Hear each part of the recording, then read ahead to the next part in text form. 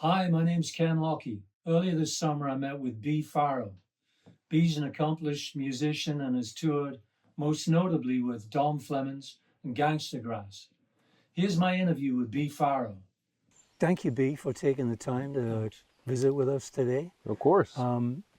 Tell us a little bit about your background and how you got started. Well, I think I always just wanted to play music. Yeah, There's something about me that like to imagine myself as a musician. It was music or a scientist.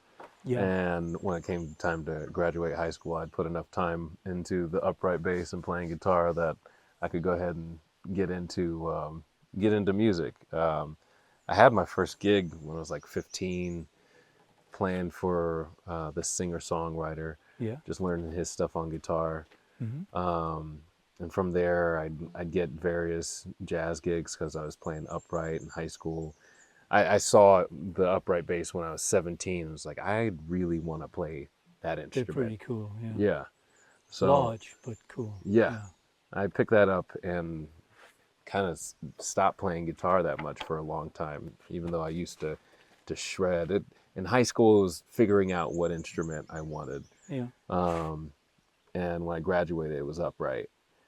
So I played around Washington, D.C. area for a long time, playing bass for various people. A bluegrass band ended up wanting to take me on tour.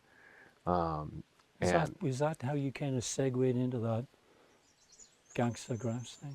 Yeah, there was a journey to get there. I was doing well in DC, uh, doing music full time, Yeah, playing behind poets too, yeah, uh, in so many different capacities. But I stumbled upon like a bluegrass band in a metal club of all places. yeah, It was just late one night, early 20s. I'm just looking for a bar to grab a drink, and I go into this basement and there's a bluegrass band. I'm like, okay, what is this? Because I listened to Feely, the Goat Rodeo sessions. mm-hmm. I liked myself a little bit of Ernest Tubb, Johnny Cash, and Yeah, whatnot, but I hadn't really clicked into what bluegrass was. right, And I saw this band play, and I'm like, okay, this is a style I haven't played before. right, I want to try this. So I talked to the band. Turned out their bassist was leaving, so yeah, I took his spot. The Delafield String Band, mm-hmm. um, and it was just a DC group. Um, but I started playing with them, and we got this gig at the Kingman Island Bluegrass Festival. There's a little island off of DC. Um, Oh, in the Potomac? yeah, Yeah, yeah, and it's a beautiful spot. It doesn't look like a huge island. It's just yeah, yeah, separated by a river. And they had a big festival there. We played the first, I think, set of the day. yeah, And there might have been maybe 3 people there. And it was great. It was our first big gig. And we retire for the day and just enjoy the rest of the festival. I am like drunk and stoned hours later. And I wander backstage, and there's this guy sitting there with like a fiddle slumped over his shoulder and playing in an extremely relaxed way.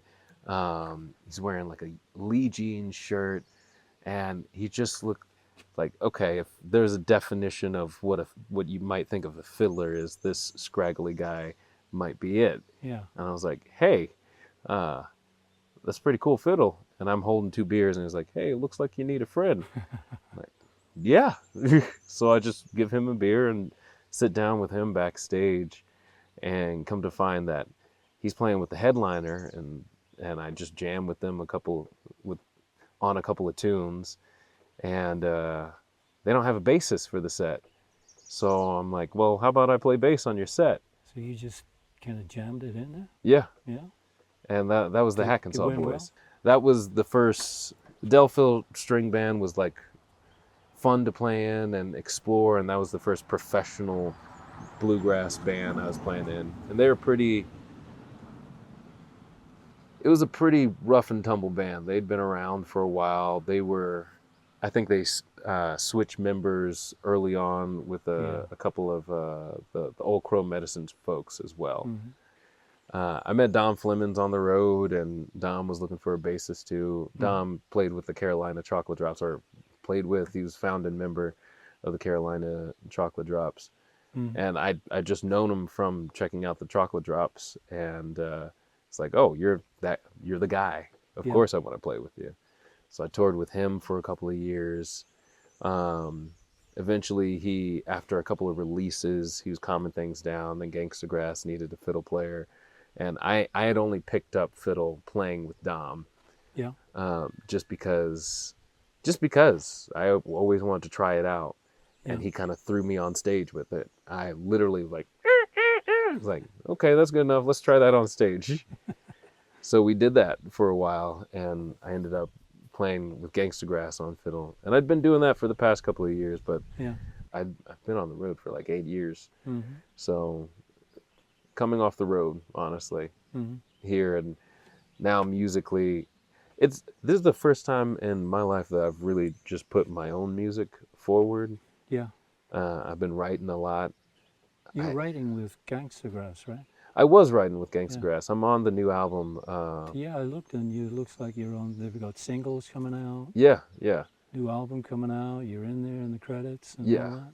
So you're still involved with them in terms of recording, and I'll probably, if they need me to come in and record, I'll go and record. But it's more so I'm involved with the release because I have songs on that album. I did the fiddle and the bass for that album. A lot of my ideas are on there, so I'm involved for the release, but I'm not touring with them. They just got a new banjo player and a fiddle player, and they look awesome.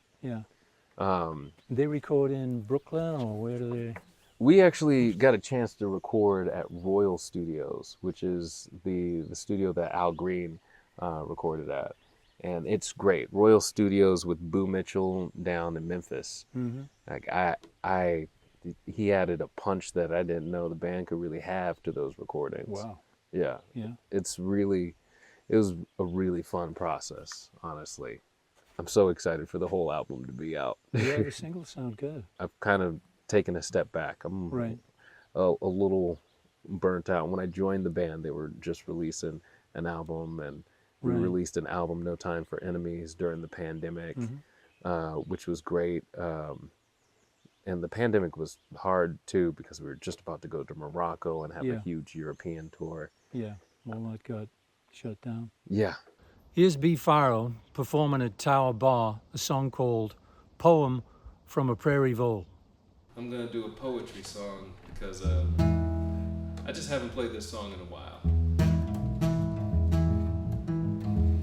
This is a song about, I don't know if y'all know this, but I'm from Omaha, Nebraska. How I found myself out here in Vermont is interesting. Here we are.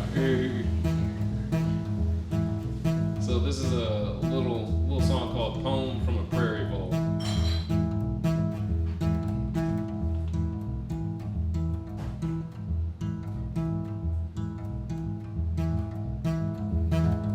Big trees blow in the wind.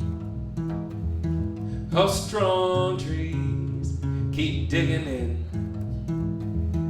My hills and the ground hair blowing around the soil. How long did she wait for Odysseus to return? So much time to think, wonder, and yearn.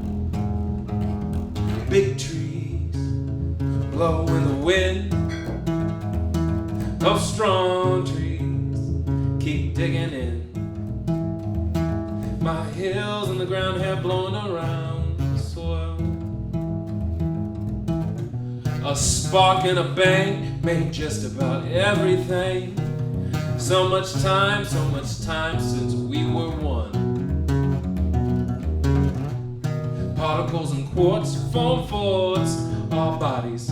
If they come together, then I guess we do too.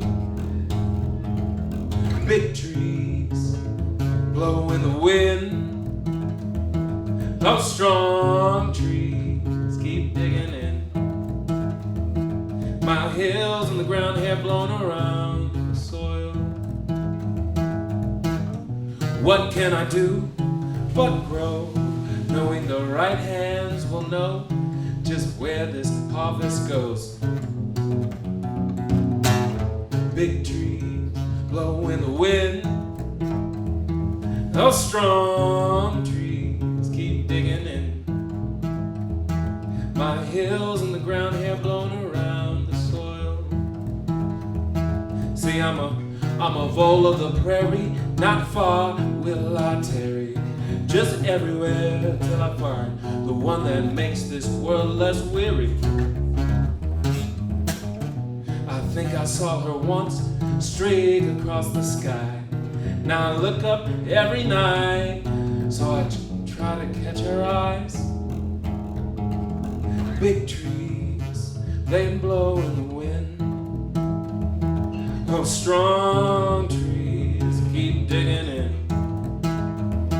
My hills and the ground have blown around. My head in the ground, legs kicking around. My hills and the ground have blown around the soil. I read about your historical background, historical music and things like that. You're interested in different kind of causes that you're looking at. I've always been into music history in high school. I was in a trad jazz band, Capital Focus jazz band. I always dig into the musicians, and the person that really inspired me to keep playing bass was a guy named Bill Johnson out of New Orleans. And I don't know why, but the thing that amazed me about his career is like he had this awesome career playing bass with everybody. He innovated like a style of bowing the bass with jazz. And also he had like a cool import-export business too. And I don't know why that interests me so much, but I was like, I want a career like this guy. Bill Johnson isn't talked about that much. Right. I think Dick Spotswood has a collection of like early century bassists around the beginning of recording, and it's the only collection that I found that really mentions Bill Johnson. Before that, there was none. So I love finding these characters off the beaten path, because you hear about Louis Armstrong all the time. Yeah. And when it comes to early bassists, you might hear about Pops Foster, but there's a lot of unsung heroes. Here's B with Julian Gersten on percussion with a song called Your Eyes. Oh me, oh my, there's something about that look up in your eyes. There's something about that look up in your eyes.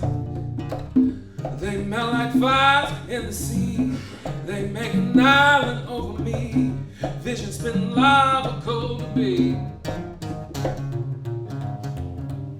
Where you plant your seeds, a garden where your sight will feed, a garden where your sight will own me. Oh my,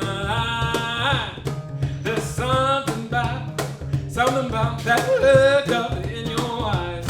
There's something about that look up in your eyes. Every reminiscence they shine on my altar throughout time. Your veins a clear shimmer, with every changing hue a sign. How you can be lost in mine? How could you be lost in me? Oh my, there's something about that look up in your eyes. There's something about that look up in your eyes.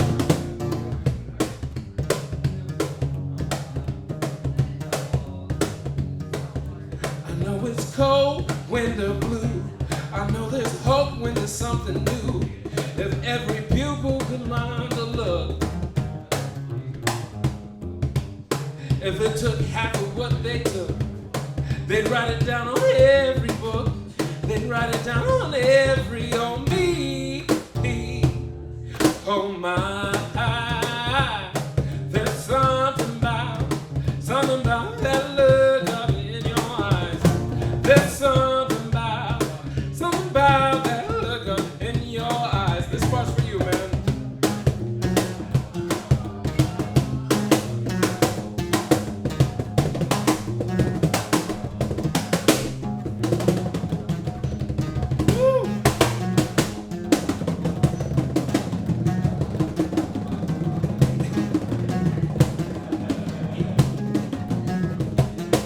Oh me, oh my, there's something about, there's something about that look up in your eyes. Oh, that look up in your eyes. Oh, that look up in your. The person that I'm influenced by, that I listen to the most, is Lonnie Johnson.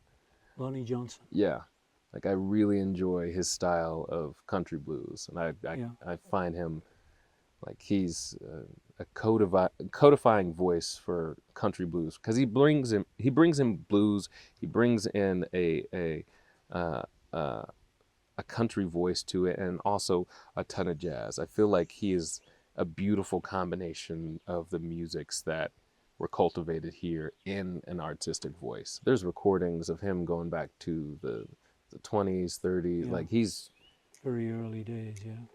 my favorite recordings are with Smithsonian though, and those are a little bit. Smithsonian's got a lot of that. Yeah. A little bit later, and I love those recordings. Just him solo is great. Reverend Gary Davis. I also I bite a lot off of Hank Williams as well. I love Hank Williams stuff. I try not to bite too much out of bluegrass itself. I feel like it's this codification of a old-timey white identity that doesn't necessarily exist. And I know that a lot of my friends play bluegrass. I prefer old time because I think bluegrass and jazz, the bebop at that era, somehow started taking a lot of the dance element out of it, and became so much more music driven. It's about what's going on in the music, not necessarily what the music is doing to make you dance. Not to say you can't dance to bebop, or not to say that you can't dance to bluegrass. It's just old time music is made for dancing. And like older swing musics and like old jazz is made for dancing. It's this mid-cult form of just like observational music. You're really just observing the music orally and not reacting to it as much. Jazz codified this art of the other, of black voices, of voices in music that were more disenfranchised. Bluegrass does that for the white voice, but it's codifying around whatever whiteness is, or whatever the narrative needs for whiteness to be. And whiteness to me is still this tool of industrial capitalism that strips culture away, that strips the underlying elements away from the person to make them quote unquote American or from the United States, and doesn't give heed to this mixed bag of cultures that we have inside all of us here in the United States.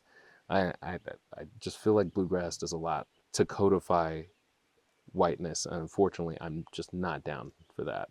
I like old time more. I like the things that make up bluegrass more than I like bluegrass itself. Like I'd much rather go to an Irish jam or something. And I can play bluegrass. I can run in those circles, but for those idealistic qualms I have, I will never be a bluegrass musician. Gangsta grass seems to have kind of merged like an unlikely candidate like bluegrass with hip hop kind of culture, right? all credit goes to Wrench, the mastermind on that. I mean, Yeah. he's been combining those genres for a long time, given the way he grew up with the musics and hearing it all around. He is a genius. And then having Dolio the Sleuth and Our Son, Voice of Reason on there, like they really put a poignant message behind all the songs. I love their lyricism. They call it combining hip hop and bluegrass, Yeah. and I think that's more so to make a point to sort of integrate the space a Yeah. little bit more. That is not just bluegrass but Americana. Is it better that we we seek to find a space in bluegrass, or is it better to open up a new space in things like Americana, Yeah. and make that a more open space and let bluegrass die off in some sort of way? What are the what were the audiences? What are they? Because you know you can have all this theory, but like what resonates with people is like not always what you think it's gonna be. People just love to hear the combination Yeah. come together in a real way. I mean, we were up there playing with bluegrass instrumentation with hip hop beats and MCs. Like Right. they love to see that combination. I mean, the crowds were, I, there would be bluegrass fans, there would That's a be hip hop progression, but that fans. is a Yeah. definite progression culturally. That's a progression. I think it opens up people to, especially those folks that aren't familiar with hip hop. Mm-hmm. I think it opens up a lot of those folks, or the thing that I like to see the most is people being open up to the lyricism of hip hop. Yeah. A lot of people will say, like, I don't like hip hop. I don't know what they're saying. They just talk about Yeah. violence or Yeah. whatnot. Yeah. And we've got MCs that are talking about real issues and being able to be in this sometimes in a bluegrass space and people like hear the lyrics and you're like, oh, that's what they're talking about. And maybe it gives people the opportunity to hear the other messages that are going around in hip hop. Mm-hmm. Kendrick Lamar has some really great messages. J. Cole has some great messages. JID has some great messages. And maybe it opens them up to hear that, because Yeah. there are a lot of people talking about the tensions going on in their community or Yeah. between communities in hip hop. It is a very poetic and open forum to have that conversation, and it'd be great to have more people in on that conversation. Mm-hmm. So seeing the crowds come together in that way, I love seeing that aspect of it. Yeah. And then also people realizing that there is a whole contingent of people of African descent that have been a part of creating bluegrass or creating what we know as Americana music or creating our folk musics, Mm-hmm. and them being able to dig into that as well. Because that was a huge new thing for me when I learned about the chocolate drops in college. I love it for that. It's sad not to be a part of that, what Gangsta Grass is doing anymore. But I'm taking that legacy with me and turning it into other things I want to bring attention to. Yeah. Wrench is going to be bringing Wrench, Our Son, and Dolio are going to be bringing those crowds together Right. until the wheels fall off. Yeah. And I hope to join them again at some point. But I like what I'm like what I'm doing here. Good. And Give it a try. yeah, There we go. I graduated from Yeah. Gangsta And with Grass. the road aspect, yeah. Yeah. What recording projects have you got coming up? I'm heading down to North Carolina, doing a show through Duke University Yeah. and the Country Soul Cookbook with Kamara Thomas, and we're going to be doing a show and then also heading into the studio and recording a couple of things. Here's our final song from B, World Weary Blues.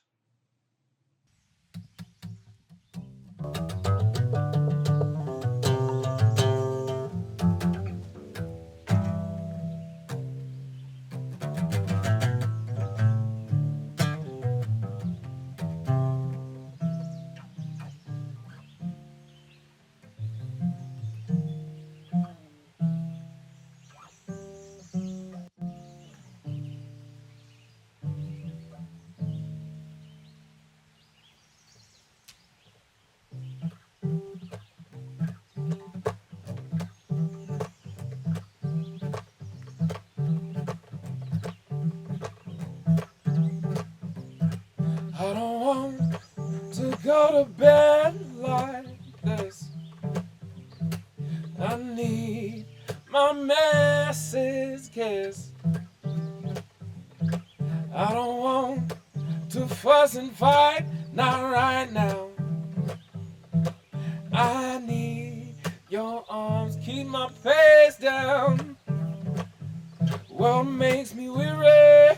Hey, help me go to bed. What makes me weary? Hey, help me rest my head.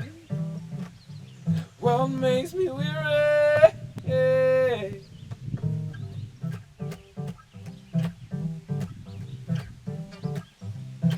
I can't seem to hold myself just right.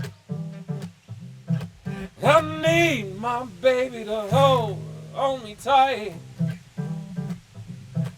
There's a stirring in my heart always, but her hand in my heart keeps that rustle away.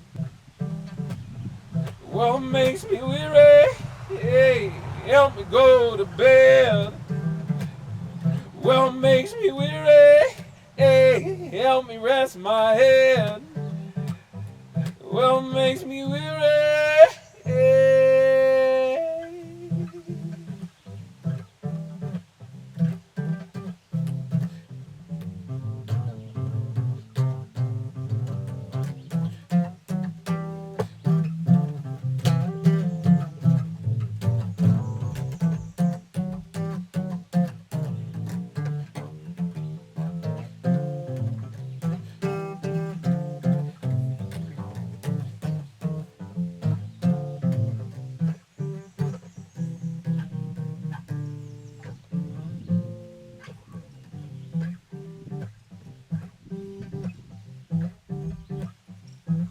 I don't want to go to bed like this. I need my missus, I need my Mrs. Kiss. Lay your ears down by the land of lakes. I'll lay mine by the dock of the bay. What makes me weary? Hey, help me go to bed. What makes me weary? Hey, help me rest my head. What makes me weary? Hey, hey, yeah. What makes me weary?